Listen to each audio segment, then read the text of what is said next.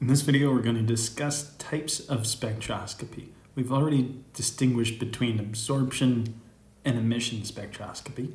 Here we're going to talk about a specific application of absorption spectroscopy. Firstly, atomic absorption. In an atomic absorption spectroscopy experiment, an electron for an atom in its ground state or X state electronically is capable of absorbing light to move to a new excited state. This light causes our electron to jump to a new excited state that's higher in energy, and maybe we call this an A state.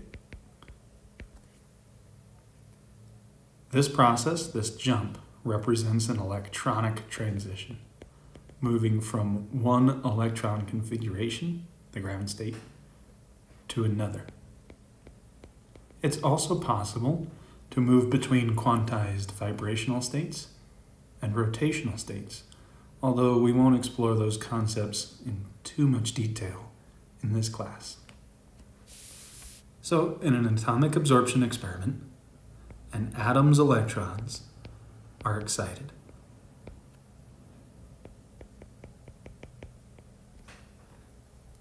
The advantages of atomic absorption are that it's a straightforward experiment. We just have to shine light at a particular atom to excite electrons in its configuration.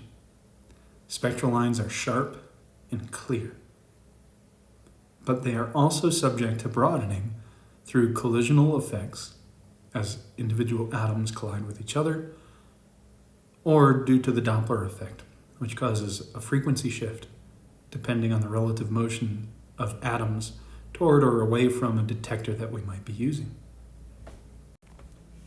In a similar vein, molecular absorption spectroscopy relies on our ability to excite a molecule's collective electrons. Remember that when molecules form, electrons in the bonds between atoms enter into new molecular orbitals rather than atomic orbitals.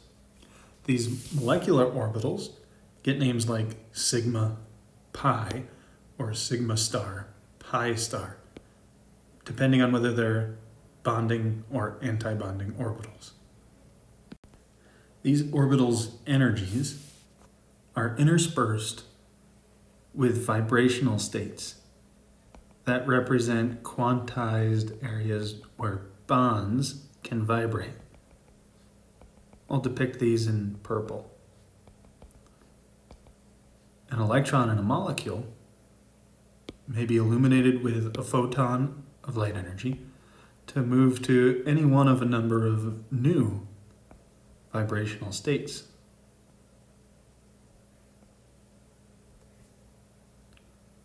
As a result, relaxations from these excited vibrational and electronic states give rise to much more complicated spectra for molecules. And although we won't explore the phenomena behind these vibrational quantized energy states in this class, it's important to know that molecular absorption spectra have far fewer sharp, clear, narrow lines compared to atomic spectra. A special type of molecular spectroscopy, called fluorescence spectroscopy, relies on our ability to detect a specific mode of electron relaxation from some excited state. In order to succinctly depict what happens during a fluorescence experiment, we need to chart out a diagram that depicts what's happening to electrons and also reflects how electrons are paired together with others in a molecule as a whole. So we need to think about a concept from quantum chemistry referred to as multiplicity. The multiplicity of an electron configuration tells us effectively how many electrons are unpaired around a molecule. If 0 electrons are unpaired in a molecule's electron configuration, we say that the multiplicity, or 2s plus 1, is equal to 2 times 0 plus 1, which equals 1. If 0 electrons are unpaired, we said that the multiplicity is 1, and we referred to this as a singlet electron configuration. If, on the other hand, 1 electron is unpaired, we said that the multiplicity, which is 2s plus 1, is 2 times 1 plus 1. That's 3, or what we call a triplet. The origin of this 2s plus 1 and the term multiplicity are unimportant for this class. You'll learn more about these as you take further chemistry courses. The terminology, though, singlet versus triplet, is something that comes up when we discuss fluorescence. To depict the difference and distinction between singlet and triplet electron configurations in a fluorescence experiment, we'll need to come up with a diagram that charts out changes in electron configuration. We'll call this a Jablonski diagram.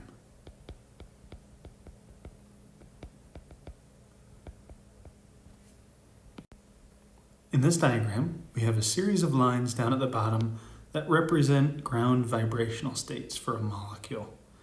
These are all singlet states. If we think about electrons in this singlet ground state, these electrons around a molecule could exist in any one of these vibrational states. And we can think about exciting that electron by exposing it to a photon of light to an excited vibrational state. Perhaps this excited vibrational state could be expressed by these lines up at the top. We're going to assume that these excited vibrational states also represent singlet configurations, where there are 0 unpaired electrons. Another option might be to have electrons enter an excited triplet state, which could be represented by these lines over on the right-hand side. In these triplet excited states, electrons start to become unpaired, 1 unpaired electron in a triplet configuration. So let's imagine shining some light on this little electron down here at the bottom and causing it to excite or jump in energy level to a new excited state. This electron, suppose, is excited to a position way up here in this singlet excited vibrational state.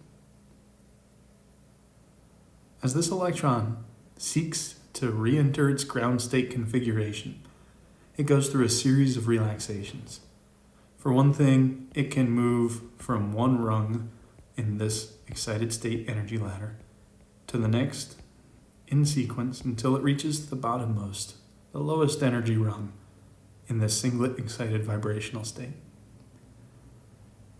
From here, this electron could move laterally over to this triplet state,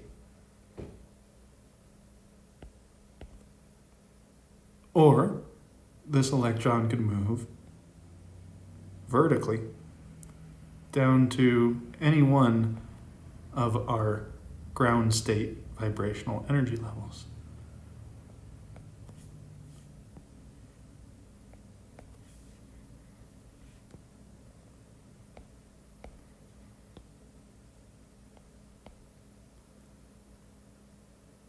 These two options, option 1, moving over to the triplet excited state,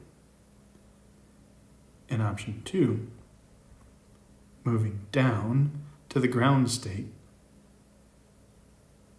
are referred to by two separate terminologies.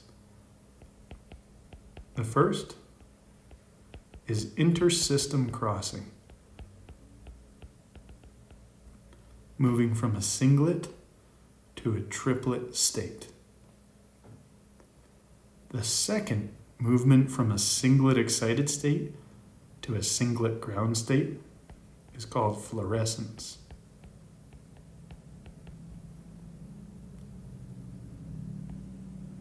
And this is the key takeaway from this diagram, that the movement from a singlet excited state to a singlet ground state for an electron in a molecule is fluorescence. The electron that crossed over to a triplet state to change how its electrons were paired up in its configuration could ultimately go through a similar process. It could jump down to the lowest possible energy level in this triplet state, and from there could dive all the way back down to ground state. This is a third option overall. This third option represents a phenomenon called phosphorescence. Phosphorescence is the movement from an excited triplet state to a ground singlet state, and as such occurs over a much longer time scale compared to fluorescence. In fact, if we compare the time scale that it takes a molecule to move across different electronic states, what we see is that an electron absorbs photons in as little as femtoseconds, 10 to the minus 15 seconds. Whereas the electronic transition corresponding to fluorescence, this movement from a singlet excited state to a singlet ground state, occurs in 10 to the minus 8 seconds, tens of nanoseconds. Whereas phosphorescence, this transition from a triplet excited state to a singlet ground state, occurs in milliseconds to several minutes. So phosphorescence occurs over a really long time scale. Fluorescence occurs in a short time scale, but not quite as short as something like absorption. What's more is that fluorescence or phosphorescence are not phenomena that occur in every single molecule. But for molecules that are capable of fluorescence, the spectrum associated is very distinct. And what's more, fluorescence limit of detections are often much lower than absorption measurements limits of detection. And therefore, this method has greater sensitivity than a typical absorption experiment. The limit of detection for a fluorescence experiment might be around 10 to the minus 12 molar, whereas in an absorption experiment, like might be carried out in a UV-vis spectroscopic analysis, we would expect limits of detection of only 10 to the minus 7 to 10 to the minus 8 molar. Some limitations of this method include that fluorescence and phosphorescence only apply to molecules. And generally what we say is that, in particular, those molecules have to be aromatic. So you may remember from your organic chemistry class that an aromatic molecule consists of conjugated pi bonds, alternating double and single bonds like in a molecule, such as benzene. This is an aromatic molecule with delocalized pi electrons. What's more is that for fluorescence and phosphorescence experiments, molecules in too high a concentration can quench, which is a term that refers to their ability to relax without emitting a photon. This quenching phenomenon. Another type of spectroscopy that you'll often encounter, especially in organic chemistry labs, is Fourier transform infrared spectroscopy, or FTIR for short. In an FTIR experiment, one irradiates a molecule with infrared light to study its vibrational features. The drawback and limitation of this experiment is that a molecule must have infrared activated vibrational modes, and eventually you'll learn how to predict whether a molecule has IR active modes in a future chemistry course. But for now, what we can say is that this is a qualitative analytical experiment. Generally speaking, we don't do a whole lot of quantitative work with FTIR, especially in lower level classes. Instead, we'll use FTIR to study the structure of molecules or to infer something about how molecules are structured as one point of evidence in developing the structure of something like an organic compound. The Fourier transform component of this type of spectroscopy comes into play through the use of an interferometer, a movable mirror, a la the Michelson-Morley experiment. This movable mirror generates a time dependence, which we can translate into a frequency dependence for our molecules' vibrational modes through a Fourier transform, a mathematical manipulation that looks like this.